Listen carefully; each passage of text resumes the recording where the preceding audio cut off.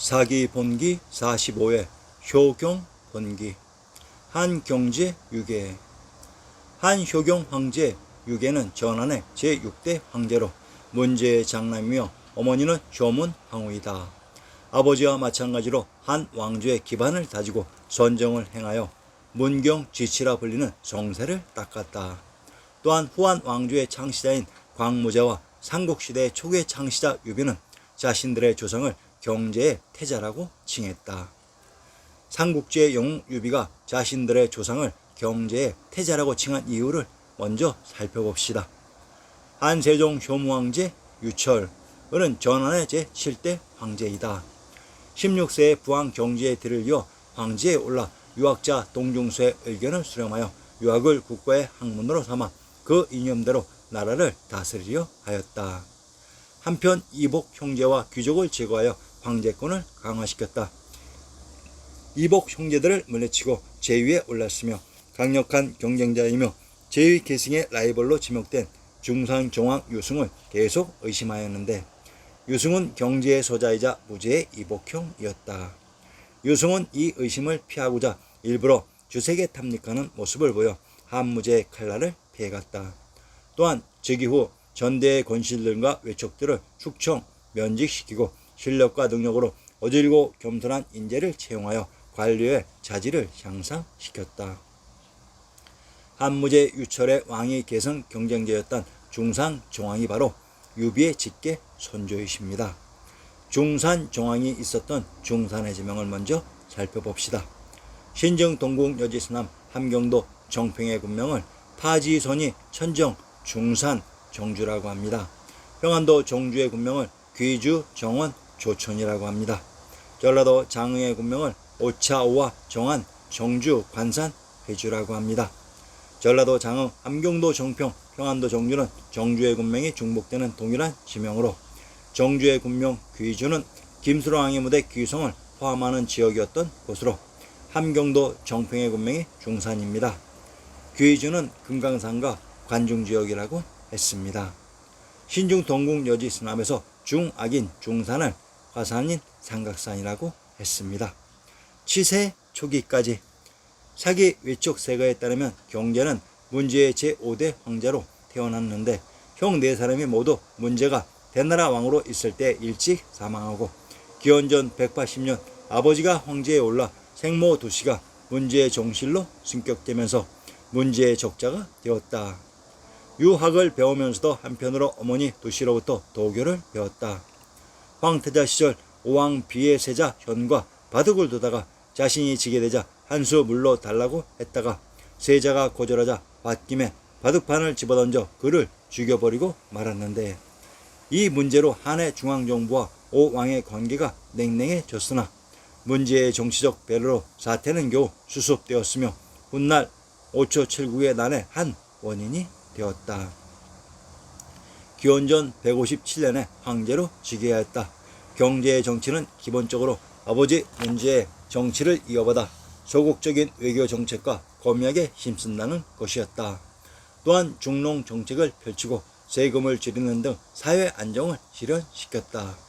이러한 경제의 치세를 문제의 치세와 함께 문경지치로 칭송하기도 한다. 바둑을 두다가 화를 참지 못하고 바둑판을 집어던져 사람을 죽였는데 그분이 문경지치의 주인공이라고도 합니다. 도무지 이해할 수 없는 내용이지만 이때 죽은 세자 현의 오나라를 살펴보겠습니다. 오나라의 도빈 오경을 금능이라고 합니다. 영왕 동순가를 인용합니다. 제6수 단양군 내 북고 사는 오땅 관문요. 구름과 강물 사이에 망루가 그림 같구나. 무수한 바위 위 봉합부는 장해강과 닿았으며 양쪽 언덕 깃발들 벽산에 나붙기네. 단양 지금의 강서송 단양형이다. 북고산으로 단두현 북쪽 일리에 있다. 연창해 원래 망해로가 있었는데 후에 연창관이라 고쳐 불렀다. 창해까지 봉화가 쭉 연결되어서 피어올라 벽산의 깃발들과 대조적으로 서역 남로의 긴장감을 표현하는 시적인 성취를 이루었다고 하겠습니다. 북고산이 오나라 땅의 관문이라고 합니다. 북고 북고산은 고산의 북부 지역으로 고산의 지명을 살펴보겠습니다. 경상도 고성의 군명을 고자, 고주, 철성이라고 합니다. 철성이란 화성부의 철옹성으로 왕부가 있었던 곳의 지명입니다. 고주에 있는 산이 고산이 됩니다. 이 고주가 금강산 지역으로 이곳 고주의 성인 고성이 있었던 철성은 관중의 금성이며 이 고주의 북부인 오나라 지역이 북고산 지역이었습니다. 지리에 대한 해석을 넓게 보셔야 됩니다.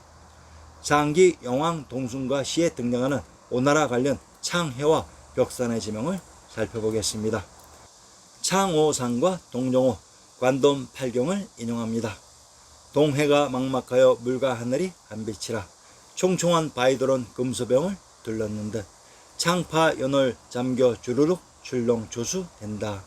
주란 화각이 높이 솟아 총속종이라 일러있고 석양에 노를 지어 둥실둥실 배 띄울째 뒤에는 벽산이요 앞에는 장해 양양 바람마저 시를 읊고 배전치며 노래할째 물외 초연 맑은 침이 삼일포라 하는데요. 굽이 창창 흐르는 물 티끌근심 씻어낼째 버들리 번 떠서 오고 물새 펄펄 나는구나. 가객 시인 누구누구 이 정자에 쉬어간고 풍경 살펴 배회하니 전필정 경치 좋고 양양이라 심리서쪽 꽃이 날고 송음에 육모정도 좋거니와 약수 또한 향기롭다. 새벽 새복 치는 소리 먼 바다 동터온다. 해 뜨는 좋은 경치 낙산사라 하는데요. 녹파 담담 거울 속에 백조 쌍쌍 흥겨우고 수양연의 환가 일고 재상 공명 꿈밖이라. 해 저물고 달 떠오니 호해공의 월출이라. 삼천리 금수강산 관동 팔경이 더욱 좋아 우리나라 자랑이요 세계의 절승이라. 아마 이런 경치 아니었고 어이하리. 금수병이란 자수를 놓은 비단 병풍, 창파 연월 푸른 물결과 안개 속의 달, 조수 아침에 밀려 들어오는 바닷물, 주란 화각, 불깨칠한 난간과 단청한 누각, 창해 양양, 물이 세차게 흐르는 모양, 한없이 넓은 모양, 도처에 두루 충만한 모양, 물외 초연, 세상 여러 일들의 굴레 밖으로 벗어남, 녹파 담담, 푸른 물결이 매우 맑다. 수양연의 환가 일고, 수양보들 늘어진 곳에 안개와 놀이키고 노랫소리 흩어지다. 호해공, 빈 바다 위에 있는 하늘. 상기의 시는 관동 팔경을 읊은 판소리 단가인데 이곳에 벽산과 창해가 등장합니다. 상기의 관동 팔경의 오나라 지역이 영왕 동순가와 동일한 장소였던 것입니다. 관동이란 천문관의 동쪽으로 이것이 동해인 해주의 동쪽으로 오나라가 있었던 지역을 동해 즉 해주의 동부라고 했습니다. 동해가 동정호 지역인 것을 알 수 있습니다. 영왕 동순가의 제10수 황제의 사랑받는 현왕이 초관문으로 들어가서 강한을 평정하고 비로소 소환에 응하는도다. 처음엔 옥몽에서 붉은 덱을 짓고 다시 금능을 취하여 조산을 만들었네. 제는 당 현종을 가리키고 초간 초지방을 가리킴. 강한, 강한은 장강과 한강이다. 관중에 흐른 한강이 장강이고 요하이며 압록강이었습니다. 운몽, 운몽은 고대의 큰 호수 이름인데 여러 곳이라는 설이 있다. 주저, 제후의 관저에서는 대문에 주홍치를 했으므로 주저라 하였는바 여기서는 영왕의 강릉 대도덕부를 가리킨다. 소산, 옛 해남왕 유한의 고처를 소산이라 하였다. 신증동국 여지스남 경기도 여주의 성지를 인용합니다. 바사성 서북쪽으로 40리 되는 소산 인강에 있다고 했습니다. 소산 인강에 있었다고 하는 바사성이 천조인 파사우로 페시아와르의 사파 바사인 파촉이었습니다.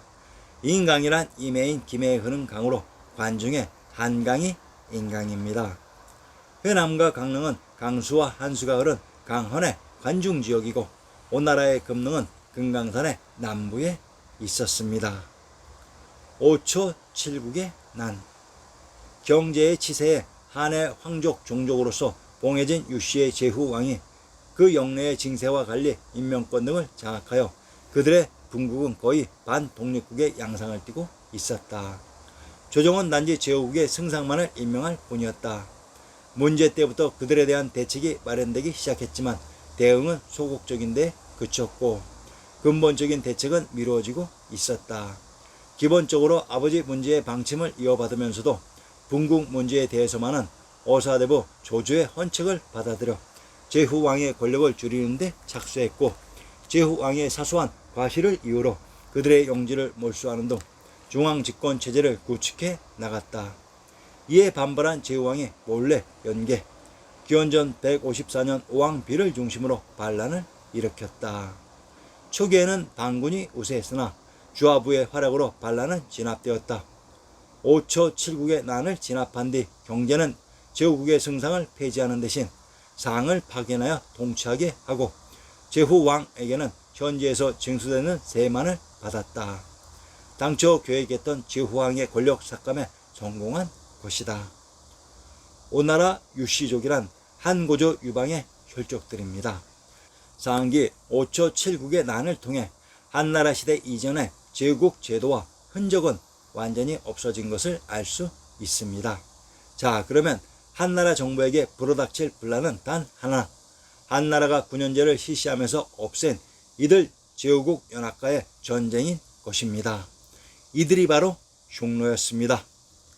중앙집권 강화 5초 7국의 난 진압에 공을 세운 주하부는 이후 황태자 책봉을 둘러싼 갈등으로 승상에서 해임되고 얼마 지나지 않아 경제의 측근 위관이 승상으로 임명되었다.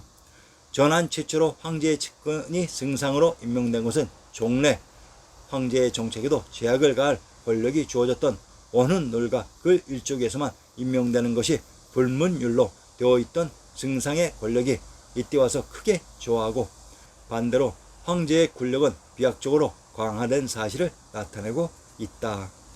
경제에게는 박왕후가 난 적자가 없었다. 이에 태호 도씨는 경제의 아우인 양왕무를 다음 황제로 세울 것을 청하였으나 경제는 거절하였다. 조모인 태왕 태후 박씨가 기원전 155년에 죽자 기원전 151년 경제는 황후 박씨를 황씨를 번성치 못한 죄로 패하고 다음 황후로 가장 총애하던 후궁 율씨가 아닌 다른 후궁 왕씨를 황후로 간택하고 그녀의 소생인 철을 황태자로 삼았다. 제위 15년째인 기원전 141년 48세의 나이로 사망하였다. 자, 황태자 철이 바로 한사군을 선치한 한무제 유철입니다.